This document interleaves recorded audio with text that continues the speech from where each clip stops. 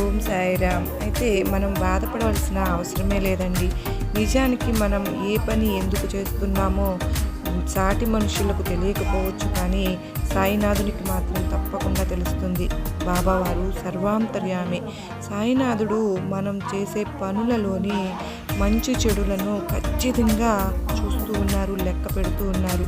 మనుషులు చేసిన పాప పుణ్యాలకు తగిన ఫలితం భగవంతుడు ఖచ్చితంగా ఇచ్చే తీరుతారు. దైవాన్ని నమ్మి సచ్చీలంతో మంచి పనులు చేసేవారిని ఈ లోకం తిరస్కరించినా కూడా దైవ స్వరూపులైన సాయినాథుని దీవెనలు, మన్ననలు మనకు ఎప్పుడు కూడా తప్పకుండా లభిస్తూ ఉంటాయి. మంచితనం నటించి లోకంలో గొప్ప పేరు తెచ్చుకోవచ్చు, కానీ సర్వాంతర్యామి అయిన సాయినాథుని అనుగ్రహం సంపాదించడం మాత్రం జరగదు. గొప్ప కోసం ఆడంబరం పనులు చేస్తూ ఉంటారు. అలాంటివి ఎప్పుడు కూడా